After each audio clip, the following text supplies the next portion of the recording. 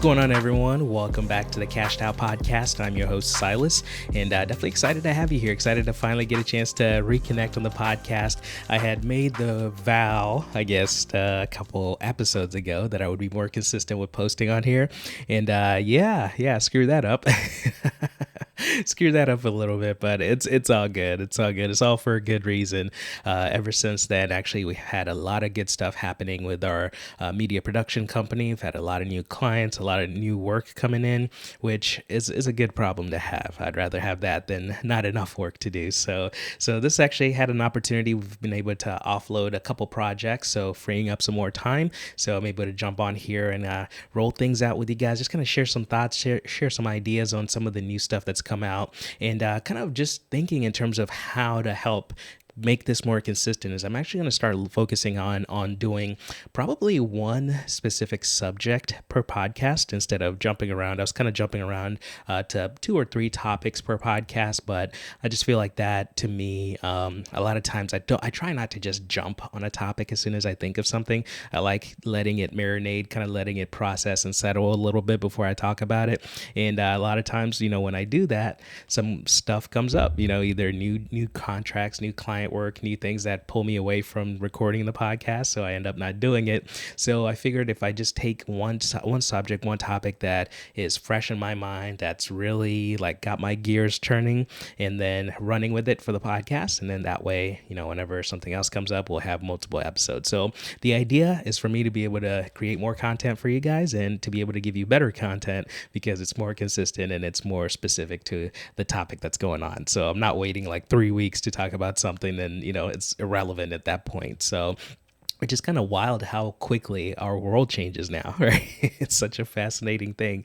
It's like, back in the day, if an earthquake happened in California, you probably wouldn't hear about it until maybe like a week later, when the newspaper brought it around or the TV, whatever. But once the TV, social media, everything that we've got these days, things are literally instantaneous, and making myself sound old. I'm not really that old. I'm not old at all, but it's just interesting. We live in such a fast-paced world that sometimes it's just hard to fathom how quickly technology and information travels these days. So, and other note of housekeeping, if you hear a little bit of squeaking in the background, I apologize. That's actually my chair. It needs a little bit of oil, needs a little bit of a TLC.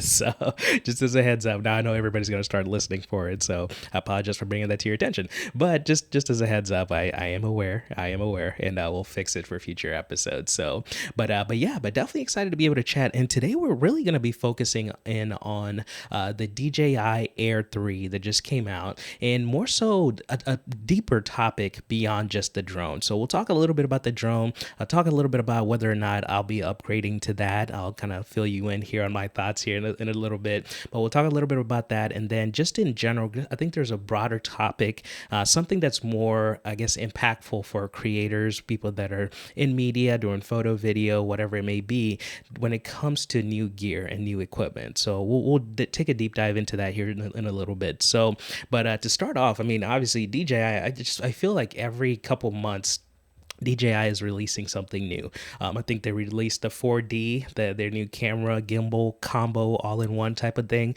and then they released just like a couple months later, they released the 4D Flex. Now it's got like an extension cord and all this other stuff. But here we go again with the new drone release. They've been, I think, the Mavic 3 Pro, and so they're continuing the process, which is good. I feel like a lot of the DJI stuff is pretty quality. I do own the DJI Mini 3 Pro myself as my main drone, and I have to tell you, I honestly wasn't sure about that drone. When I first was kind of looking around, I initially was looking at the Air 2S as the drone to be able to get. I had originally bought a Mavic Pro, the original Mavic. Actually, was it the Mavic Pro? Yeah, it was the original Mavic Pro.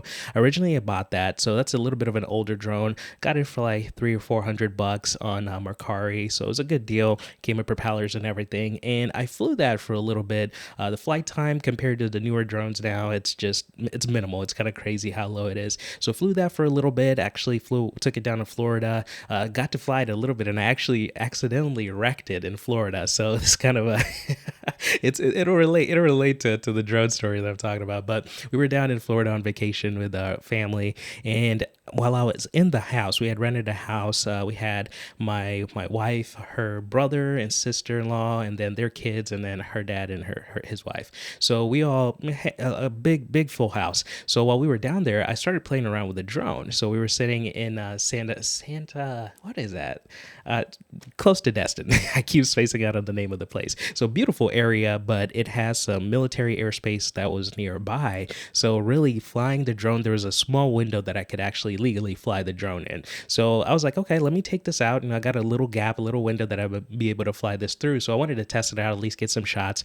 So what I did is I set the home point. For some reason, I don't know what, we were just kind of messing around, just kind of hanging around inside. So I set the home point for like the dining room table.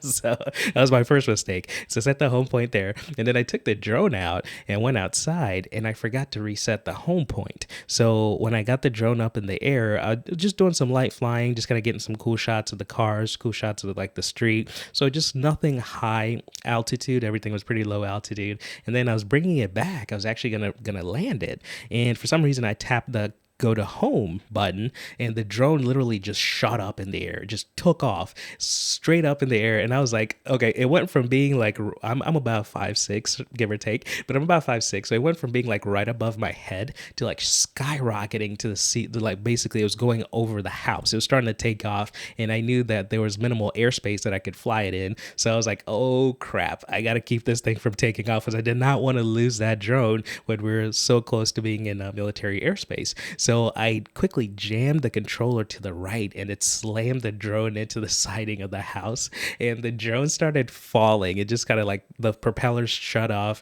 started free falling, and it was crazy because I caught it. I reached out my hand and I caught a part of it, and then it literally, like the front part hit my hand, it softened the landing a little bit, and then it flipped off of my hand, and it was going to hit the ground. So I kicked the drone. I kicked it because I was trying to catch it with my left foot to keep it from smashing on the ground. But when I kicked it, it obviously, it was, I guess it was a softer landing than it would have been, but it was still a rough landing. So the gimbal was, needless to say, the gimbal was shot. So when we got back home, I tried to fly it, and the gimbal was not having it. So that's how my Mavic Pro died. My OG Mavic Pro died a death at that time. So I was looking around for a new drone, because I wasn't going to replace the gimbal. The gimbal was like $420, I believe, to get a new gimbal camera for that Mavic Pro. So I was like, instead of doing that, why don't I just buy a new one? So the drone itself, I had got it on Mercari for $400. So I was not going to pay $400 to fix a $400 drone at that point. So looking around for a new one, I was looking at the Air 2S. I was kind of waiting for some sales to come up on that one.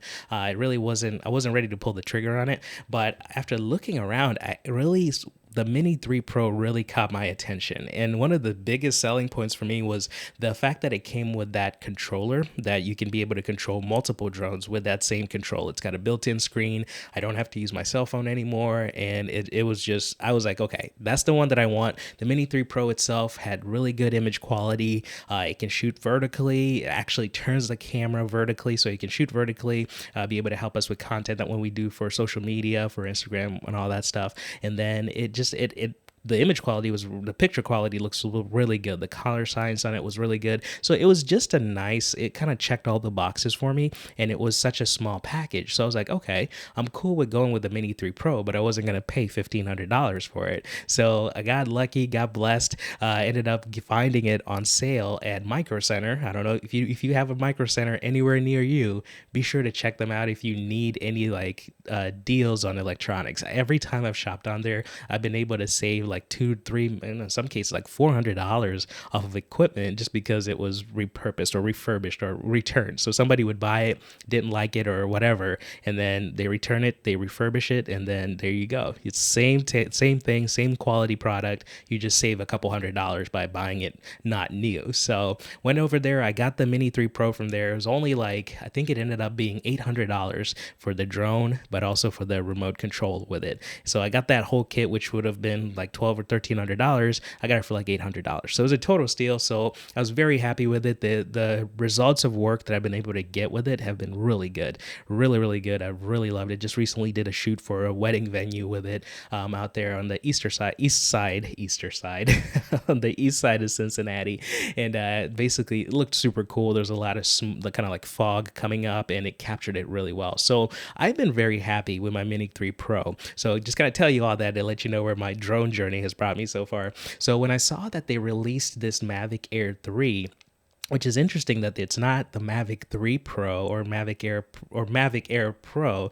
It's just a DJI Air 3. So I may have missed that on the other one, but I thought it was a Mavic Air. But anyway, it's the Air 3. So I'm looking at some of the specs, and it's really compelling. Like, it's a very good looking drone. Obviously the big thing that stands out to me is that flight time. It's like 46 minutes of flight time, which is fantastic. That is a really, really good amount of time in terms of drone flight.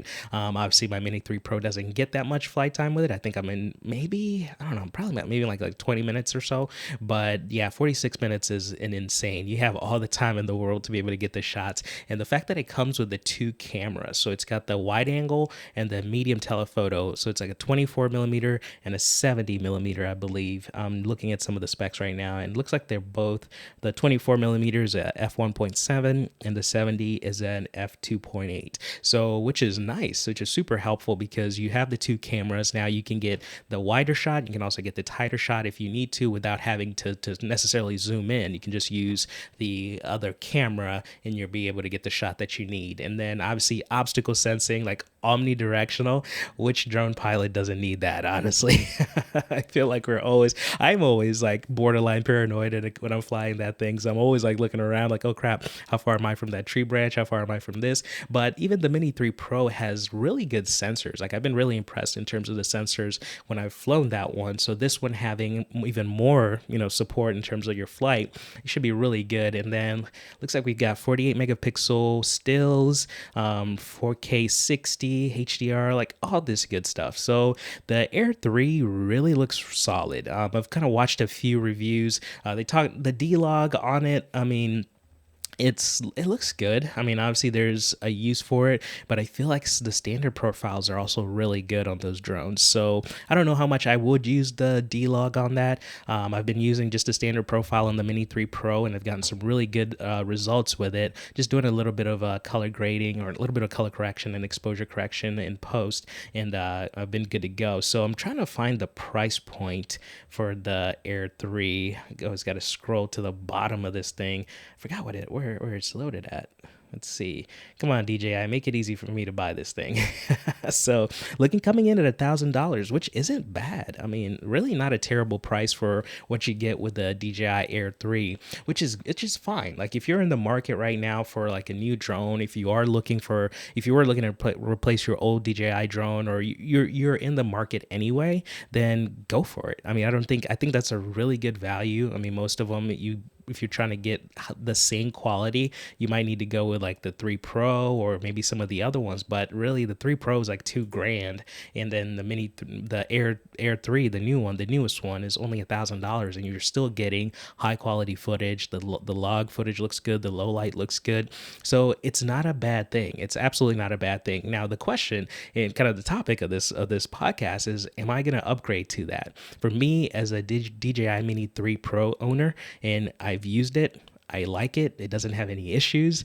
I honestly am not going to upgrade to the Air 3. And that's one of the things that I've seen, and one of the mistakes that I made in my creative journey earlier on, is that I really got caught up in like the trends of upgrading and getting the latest and the greatest. Because there's so many times, especially once I started really learning more about photography, learning more about videography, I really got caught up in that, you know what, when I get this new thing, it's going to make my life easier. It's going to make my process easier. It's going to allow me to be able to do better work. And I really got caught up in continually chasing the upgrade. And I never slowed down. There's very few times that I did. And the times that I did, I was always thankful that I did. But the times that I didn't, I ultimately ended up regretting it because chasing the upgrades, like, yeah, there's going to be like, honestly, even if you choose to get the Air 3, whatever it is, the DJI Air 3, it's new now, but I can almost guarantee you that within the next couple months, they're going to be releasing the Air 3S. There's going to be another one, or the Air 3 Pro.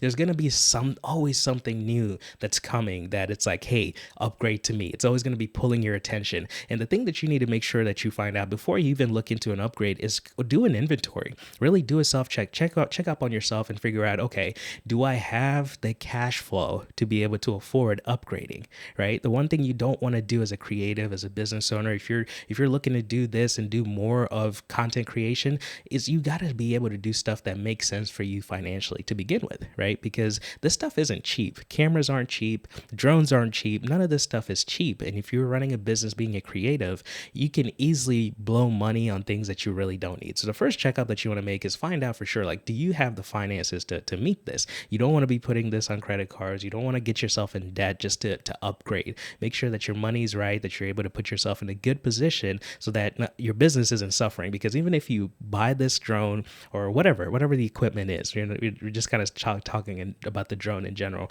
but even if you buy it, yeah, it'll help your quality for the time being. But if that doesn't translate to new business and if that doesn't translate to cash flow, then you're now stuck paying for this thing, right? Even if you get yourself in debt, you're now, the quality and the new projects, if it leads to new projects, the money that you're making from that is now being flooded into you paying off the debt that you got trying to gain that new drone upgrade. So just really slow down and take some thought to think about, where you are financially to begin with. And then secondly, think about, have you really mastered your current tool? And that's the other side of the thing, is that no matter how advanced and how new your drone is or your camera is, whatever, if you haven't mastered the one that you currently have, there really isn't a reason for you to be looking for an upgrade, right? That's another mistake that I made, is a lot of times I would be too quick to upgrade before I had even mastered the basics or some of the core fundamentals of my current tool, right? I hadn't figured out how to properly expose, hadn't figured out how to properly use all the tools that were in my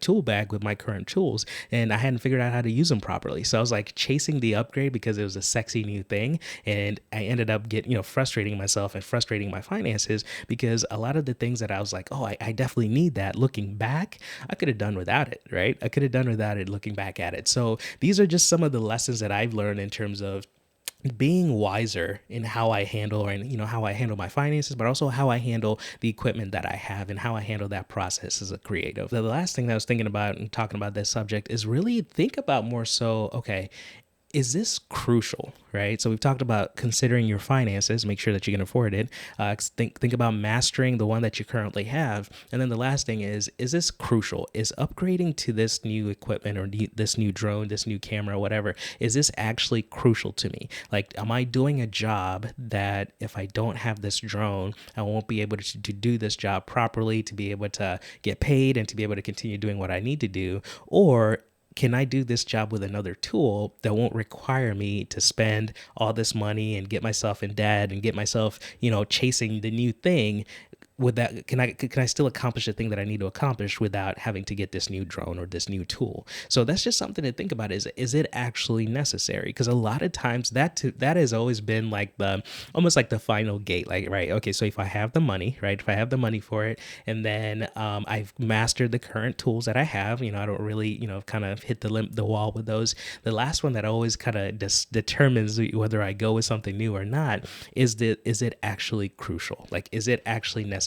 Can we not continue to do the work that we need to do at the level we want to do it without this tool, or can we still do it with the tools that we have? So that's just something that I've seen to just be a mental check, because we're going to be bombarded. I mean, these companies like DJI, Canon, Sony, Nikon, whatever brand it is, their goal is to create products that turn a profit, right? So they're going to keep creating new products. And for us, we don't need to constantly consume the products. We don't need to constantly buy the newest one or get the latest one just because it's coming out. We really need to be able to take the time to kind of slow down and process for yourself. Think through these things. Like, do you have the money? Does it make sense for you? Have you kind of outgrown the current one? Is it really crucial to your workflow? Is it crucial to you getting what you need to get done, getting this new toy? So just consider those things, because I know how it is. I'm a techie person. I love gadgets. I love newer gadgets, right? I love getting the newest thing. I love playing around with the newest toys, but I don't like it at the expense of our finances. I don't like it at the expense of putting my business in pressure, right? I don't like it that much. So just take that time, process it for yourself, and just be able to think that through for yourself and see if it's worth it. So if you are in the market, if you go through those processes and, everything seems, copacetic for you, then yeah, honestly, the DJI AIR 3 looks like a really good package. I personally, for me, besides liking my Mini 3 Pro, the size of it too, I think it's up to 720 grams is the size of it. And then the Mavic 3 Pro is like 958. So it is a pretty big chunk. I think the Air 2S, which was the one I was looking at, is only at 595 grams. And then the Mini 3 Pro, it's super tiny. I think it's like 190. I'm not 100% sure. It's super small compared to those.